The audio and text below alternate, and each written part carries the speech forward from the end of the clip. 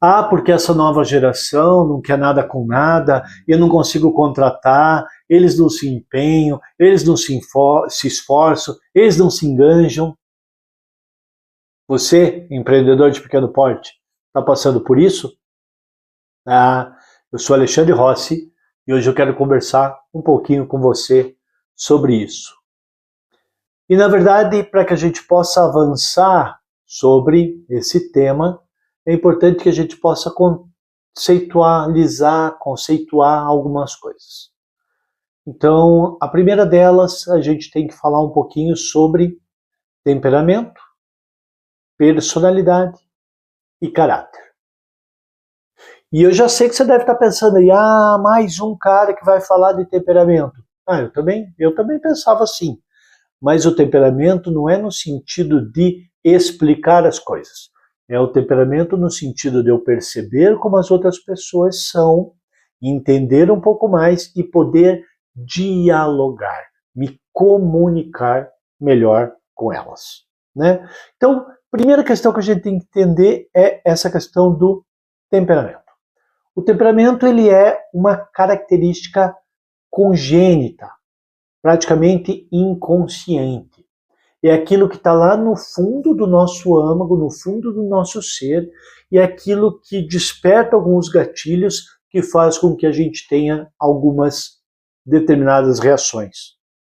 Isso não é novidade nessa questão dos temperamentos. Nós já vamos ver um pouquinho mais para frente. Então, temperamento é isso, características congênitas, algo inconsciente.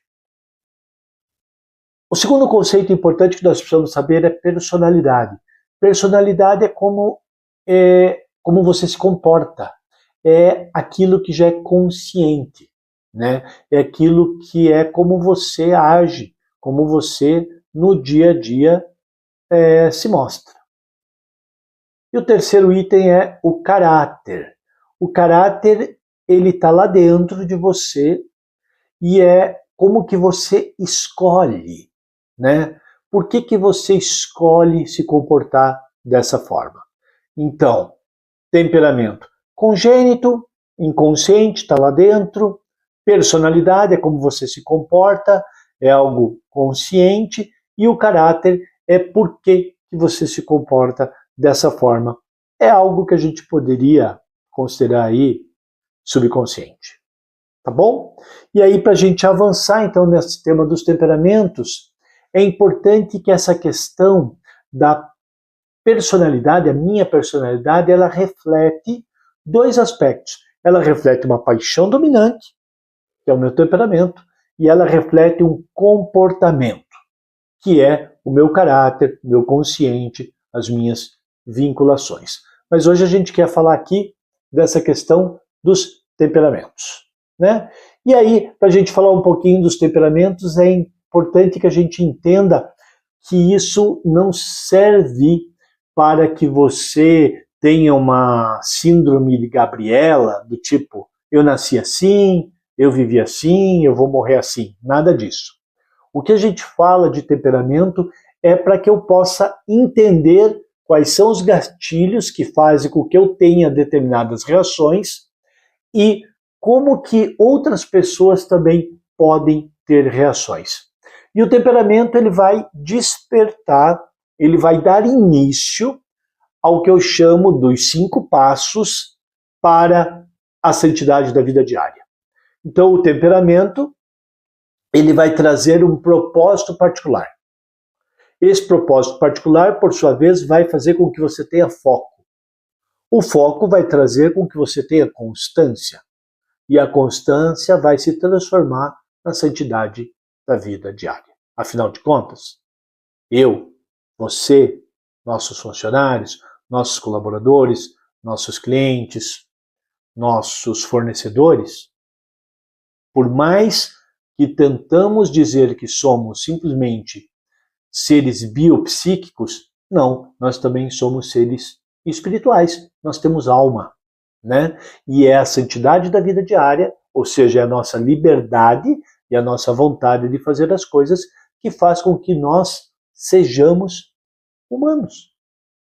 É a nossa liberdade que nos torna pessoa humana. E hoje em dia está sendo importante falar pessoa humana, né? Porque a galera está confundindo essa questão da pessoa. Mas aqui então nós queremos falar por que os jovens, e você já falou comigo várias vezes sobre isso, muitos me perguntam sobre isso, por que os jovens hoje são diferentes? Por que eles não se engajam? Por que eles não estão nem aí? Não é que eles não estão nem aí. É que a gente ainda não aprendeu a dialogar, a conversar com essa nova geração. Eu, por exemplo, tenho 4 filhos. 4. Eu tenho o meu mais velho para o mais novo, tem uma diferença de 19 anos. Então eu posso dizer que eu converso, que eu dialogo, que eu tenho que me comunicar com várias gerações. E é uma verdade, né?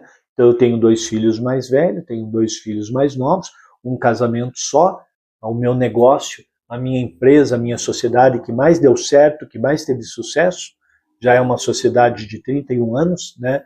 Mais 5 anos namorando, então já é aí uma relação com a minha esposa, com a Gil, de mais de 36 anos, né?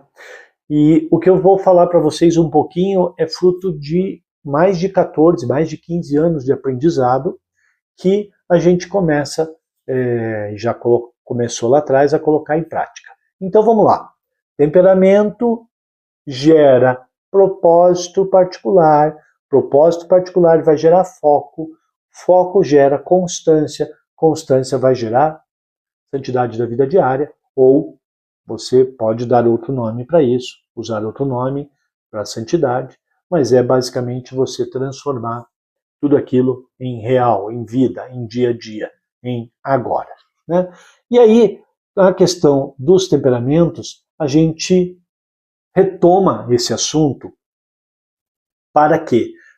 Para que a gente entenda como as pessoas se comportam, para que a gente entenda quais são os gatilhos que fazem essas pessoas se mover e para que a gente possa, então, se comunicar com essa nova geração, que não é menos engajada, que não é... É diferente.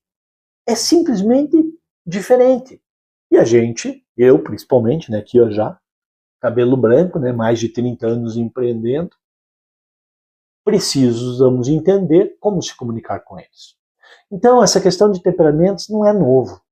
Isso já vem desde a época dos gregos, né? Onde os gregos falavam dos 4 elementos, fogo, ar, água, terra. Né? Depois Hipócrates veio e aí sim ele deu o que a grande maioria de nós conhecemos como os 4 temperamentos, colérico, melancólico, sanguíneo, fleumático. Né? E aí surgiram outros nomes. Então, Carl Jung veio falar do produtor, do intuitivo, do sensitivo, do analítico, né? E outras linhas, até, por exemplo, uma das mais novas aqui no Brasil, a Profiler, que vai falar do executor, do comunicador, do planejador, do analista, mas na verdade são linhas muito tênues, diferem uma coisinha ou outra, mas em linhas gerais nós estamos aí falando da mesma coisa. E conhecer os temperamentos, então, não é para que tenhamos uma síndrome e diga, eu sou assim, eu vou morrer assim. Não. Por quê? Porque a graça, Deus, constrói sobre a natureza. E quando nós eliminamos a natureza da pessoa, ou seja, quando nós eliminamos as características pessoais de cada uma das pessoas, a gente está querendo eliminar essa pessoalidade, essa pessoa humana. Eu preciso me comunicar pessoalmente com ela. Eu preciso me comunicar exclusivamente com ela. Eu preciso me comunicar um a um. Como Jesus fazia, Jesus se comunicava um a um. Jesus ficava frente a frente. Né? Então, é isso que eu preciso. E aí a graça constrói sobre a natureza. Ela constrói sobre uma natureza de homem. O homem, então, o ser homem tem algumas características. O ser mulher tem outras características. Né? Cada uma das gerações tem comportamentos, tem culturas diferentes, então também isso tem que ser levado em conta. E cada ser humano tem o seu temperamento. E além do temperamento, também tem o seu ideal pessoal, seu propósito de vida particular, mas isso é outro assunto, a gente já falou sobre isso, você pode procurar aí nos canais e você vai encontrar a gente falando sobre ideal pessoal. Hoje nós estamos falando sobre os temperamentos. E aí eu queria então falar um pouquinho dos 4 temperamentos e como que você se comunica com cada um deles, como que você dialoga com cada um deles. Então o primeiro temperamento que nós encontramos, ou não mais importante, mas só para começar por esse de forma didática, é o colérico. E o temperamento colérico, ele tem uma frase que representa muito bem ele, que o colérico ele prefere morrer a humilhar-se. É isso mesmo. A palavra que acompanha o colérico é o orgulho. E se você então conversa com o colérico e você bate no orgulho dele, imediatamente você arrumou um inimigo naquele momento. Ele não vai mais escutar o que você vai falar dali para frente. Ele vai estar preocupado com o orgulho, com o ego dele, porque você está ferindo esse ego, né? O colérico ele é uma pessoa de raciocínio muito rápido, de grande energia, de grande força de vontade. Ele lidera de forma visível, ou seja, um colérico mostra que está liderando. Ele julga muito rápido, né? E as pessoas podem se tornar, para quem tem um temperamento colérico, quase que um utilitarismo. O colérico, se ele não for moldado, se ele não for trabalhado, se ele não for autoeducado, ele pode fazer com que as pessoas se tornem uma utilidade, um utilitarismo. Ele vai usar as pessoas, né? Um colérico pode ser imprudente, pode ser também precipitado, e um colérico sempre vai negar os seus erros. Então, se você tem que conversar com um colérico, não adianta você chegar dando de dedo nele. Vocês vão entrar em choque. Então, para conversar com o colérico, você tem que ir começando a contextualizar as coisas. Nunca apontar o dedo para ele, mas ir falando dos fatos, e mostrando e contornando a situação, né? Você precisa entender, e o colérico precisa entender, que não só ele, como todos os outros filhos de Deus, todos os outros seres humanos, têm talentos. E os talentos são dados para cada um de nós para que a gente possa exercer a humildade. O que é a humildade? A humildade é colocar os talentos que recebemos a serviço dos outros. Você, como empreendedor, tem que colocar o teu talento a serviço do maior número possível de pessoas.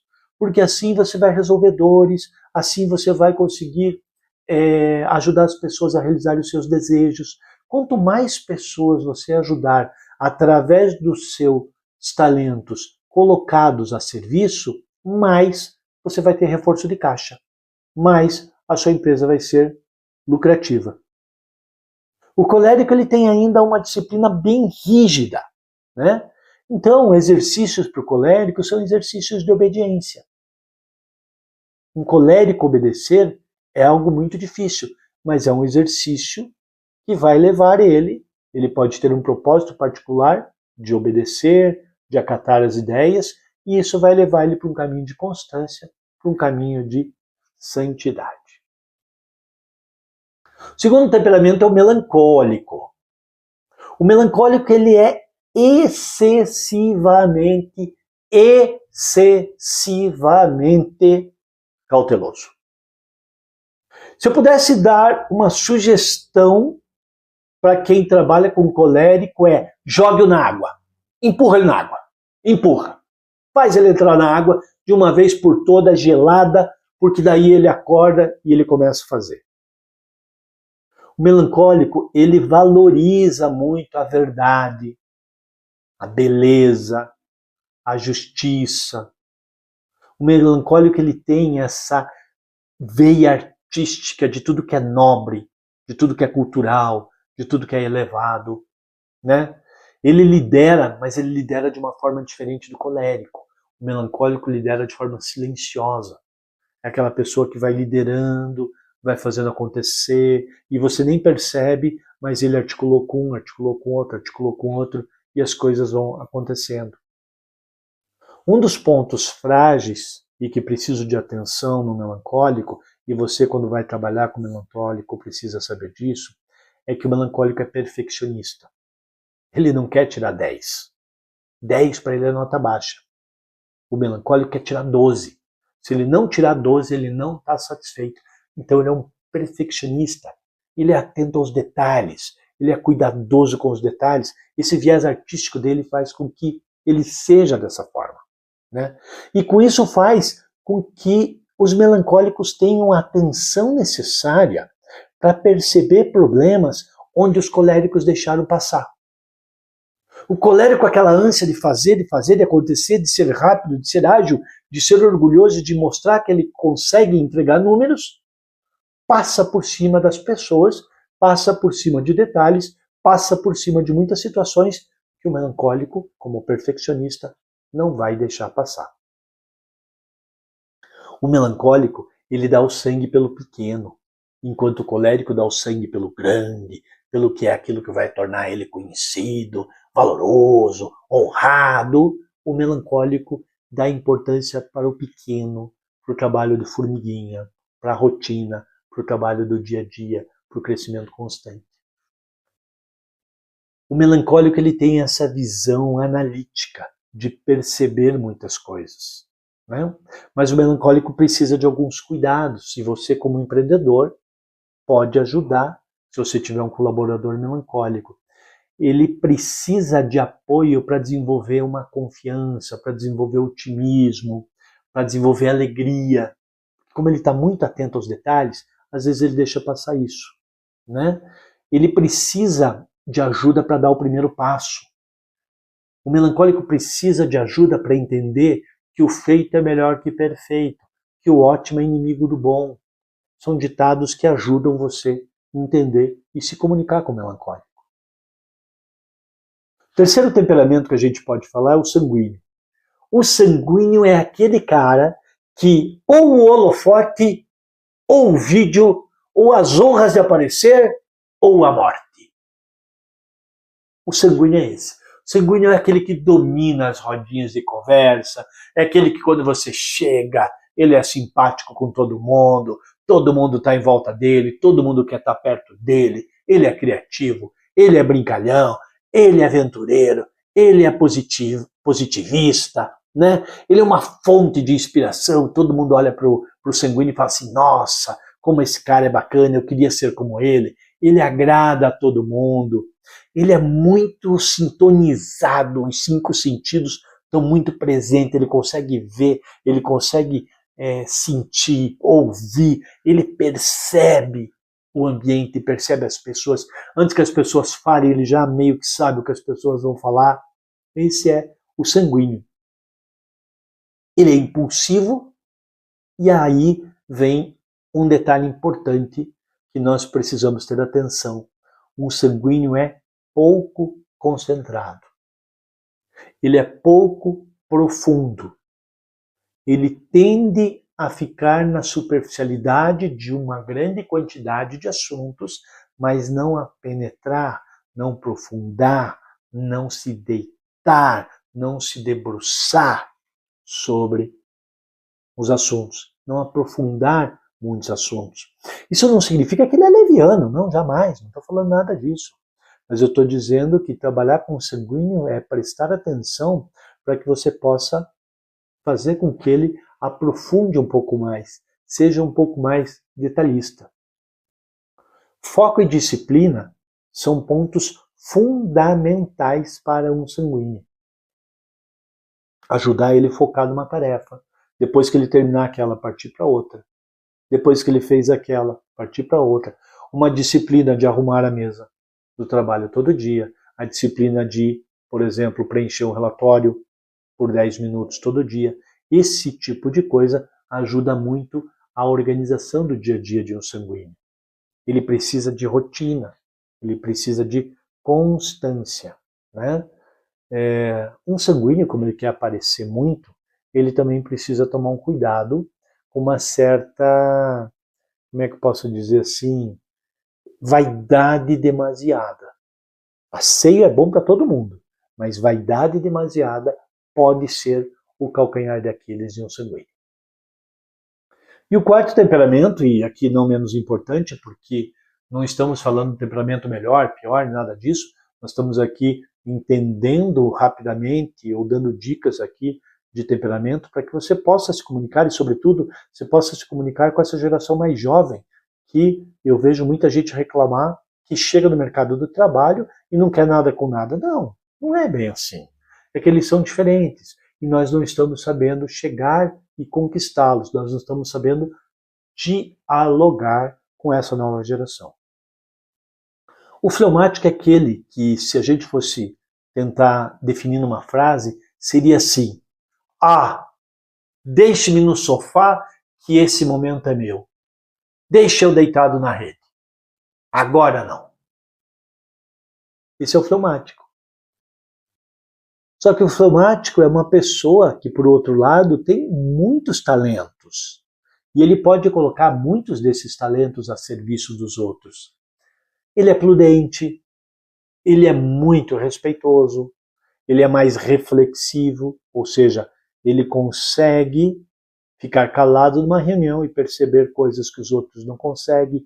São muito leais, são muito comprometidos. Você quer uma pessoa que precisa se comprometer e dar a vida pelo seu negócio, contrata um fleumático.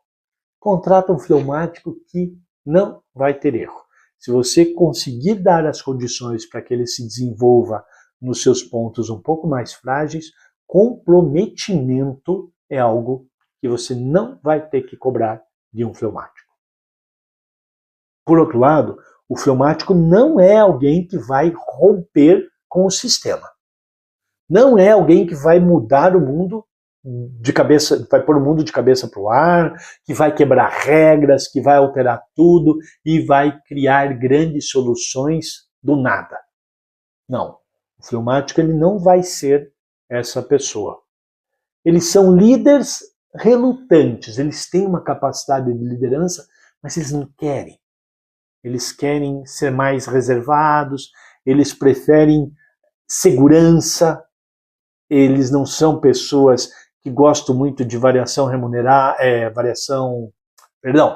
remuneração variada, eles preferem salários fixos, bônus fixos, nada de muito porcentagem com o fleumático, né? E ele é aquela pessoa que, sobretudo, vai evitar conflitos. Um fleumático literalmente paga para não entrar em conflito. É um excelente diplomata. É aquele cara que consegue conciliar. E fleumáticos, por sinal, são bons vendedores. Porque são pessoas compromissadas e são pessoas que conseguem escutar e ordenar, convergir. Então ele consegue pegar um fornecedor, consegue pegar um cliente, consegue pegar um prestador de serviço e ele consegue fazer todo mundo convergir para um ponto comum para que todos saiam satisfeitos. E vender nada mais é do que chegar a um consenso para que todos fiquem satisfeitos, para que todos fiquem felizes, né? Mas o ponto de trabalho de um fleumático é, entre aspas, a preguiça. Ele é aquela pessoa que fala assim, eu mereço esse descanso, eu mereço dormir um pouquinho mais, eu mereço essa sobremesa, eu mereço, né? Então, você que tem um fleumático aí no teu time, tem que ter cuidado, ele não faz por mal. É próprio dele, então você precisa ir alertando, olha, vamos criar aqui uma rotina, vamos aqui ter alguns exercícios específicos, vamos aqui buscar o que a sua alma está solicitando, vamos juntos. E assim você consegue se comunicar com um fleumático. Então, aqui, eu não tenho o objetivo, nem quero trazer para vocês que um temperamento é melhor do que o outro, porque não é. E então eu preciso saber o temperamento para rotular. Não, tudo errado. Tudo errado. É isso que eu vejo muita gente querer usar a técnica e querer justificar através dos temperamentos o seu comportamento ou o comportamento de algumas pessoas. Não! Não é para isso que a gente usa o temperamento. A gente estuda os temperamentos, a gente compreende os temperamentos, a gente convive com os temperamentos para quê? Para nos tornarmos pessoas melhores. E para ajudar os outros a se tornarem pessoas melhores. A competição não é entre eu e você. A competição não é entre a minha empresa e a empresa do vizinho. A competição não é entre eu e o meu concorrente. A competição é comigo mesmo. Eu preciso ser amanhã melhor do que eu sou hoje. A semente que está em mim já tem toda a potencialidade da árvore. O ideal pessoal que Deus me deu precisa ser descoberto e revelar-se dentro de mim para que possa servir aos outros. Então, conhecer o temperamento é só ajudar para que eu possa me tornar uma pessoa melhor. Ajudar que o funcionário que você está dizendo que não está enganjado, que não está empenhado, que não está comprometido, possa se comprometer. É que sabe o que acontece? A gente quer tratar todo mundo igual. A gente quer falar com todo mundo do mesmo jeito. A gente quer propor para todo mundo a mesma coisa. E não dá. Não dá. Nós somos indivíduos. Únicos. Irrepetíveis. Entender os temperamentos é poder compreender como que eu devo me comunicar. É a base da comunicação. É a base do diálogo para cada uma dessas pessoas. Sejam meus clientes, sejam meus fornecedores, sejam meus colaboradores, seja até mesmo meus filhos, minha esposa, meus parentes, meus familiares. Eu sou Alexandre Rossi e eu espero que os temperamentos possam, o estudo dos temperamentos possam acabar com esse mito de que a nova geração não é engajada, não é esforçada, não quer fazer as coisas. É nós que não aprendemos ainda a nos comunicar com eles. Forte abraço.